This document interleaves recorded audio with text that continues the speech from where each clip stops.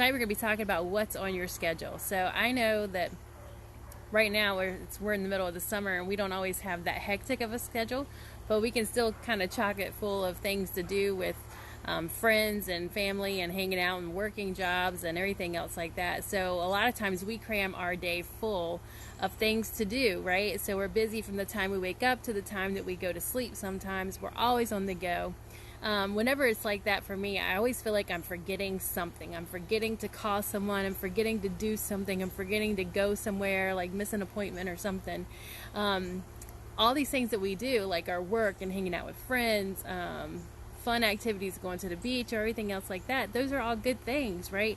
And it's great to be able to participate in all these things and hang out with our friends. But sometimes we get so busy with good things that we miss out on great things in our life. So tonight we're going to be focusing on Luke 10, verses 38 through 40. I'm going to read a couple of verses first. It says, as Jesus and his disciples were on their way, he came to a village where a woman named Martha opened her home to him. She had a sister called Mary who sat at the Lord's feet listening to what he said. But Martha was distracted by all the preparations that had to be made. She came to him and asked, Lord, don't you care that my sister has left me to do the work by myself? Tell her to help me. So Jesus was very close to Mary, Martha, and their brother Lazarus, right? He loved them enough to decide to come and hang out at their house with them and to chill with them for a bit. Can you imagine if Jesus was coming to your house? My mom would have gone ballistic with everybody having to do everything, with cleaning. I mean, it would have been like spring cleaning 100 times over, right? If Jesus was coming to the house. I don't know if your parents are the same way, but this is exactly what Martha was doing. She was getting ready. She wanted everything to be perfect. She wanted the appetizers to be right on time. She wanted the drinks to be full the whole time. She wanted the house clean.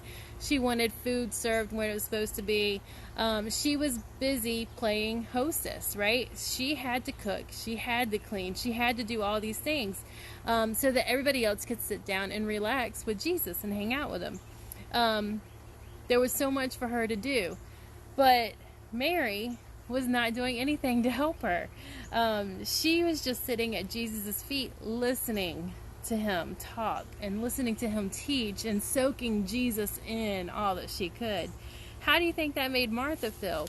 Well, how did it make you feel if you had brothers and sisters that were busy hanging out with their friends or just chilling watching TV or playing video games while you're doing the kitchen or you're doing the vacuuming and dusting, right? Nobody likes it.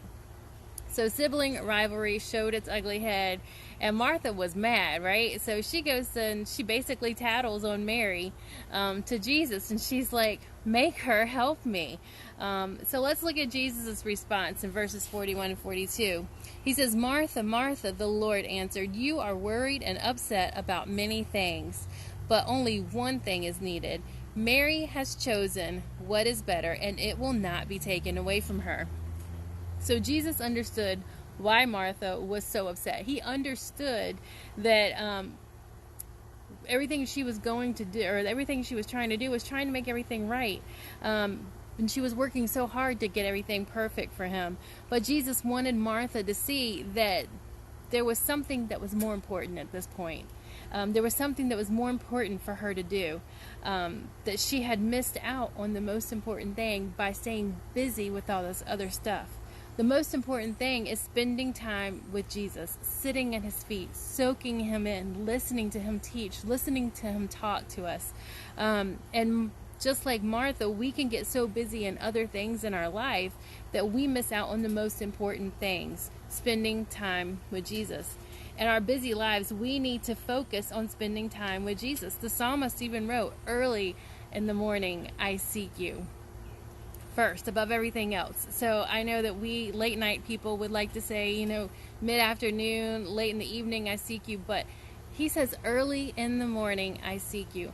Because we need to remember that first things first, we need to seek God first before we do anything else. Before we do anything else in our day, we need to stop and spend our time with God. He is the most important thing in our life. We instead try to fit him into our schedule. And sometimes we miss out on our time with God because we are squeezing him into our schedule when our schedule should be built around time with him. We still need to do all these other things, right? We still have to go to work. We still have to go to school. We still hang out with our friends and go to church and all these other things. But we need to make sure that we are spending time and setting time aside to do or to spend time with God. However, we need to be sure that our schedule has something set aside to meet with God. He loves us and He wants to speak to us, so that we need to take time to listen to what He has to say. We have to sometimes hit the pause button in our life, which is hard for some of us to do, right? Because we're always wanting to do something, never wanting to sit still.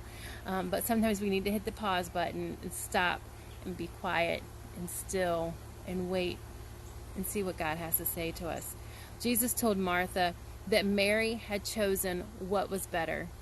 And Mary had chosen to spend time with Jesus so that Mary could learn and Mary could grow closer to Him. Jesus wants us to choose time with Him over everything else. Over everything else. He is the most important thing. So I want us to evaluate our time, the way we spend our time this week. Get out you a piece of paper or journal or whatever it is that you write down stuff. And maybe it's Post-it notes like me. I have 1,000 Post-it notes everywhere. But I want you to jot down your schedule for the day. How much time you spend surfing social media, right? Going through TikTok videos. You can get lost for hours on TikTok, just going through videos, right? So talk about, or write down the time you spend on TikTok. Write down the time you spend on Snapchat, the time you spend on Instagram, the time you spend just vegging out on TV, or the time you do video games or all these other things. And also write down how much time you spend with God during your day, because it's going to be an eye-opener for you, I promise. And you might see where there's times where you need to adjust what's priorities in your life, all right? So evaluate your schedule this week.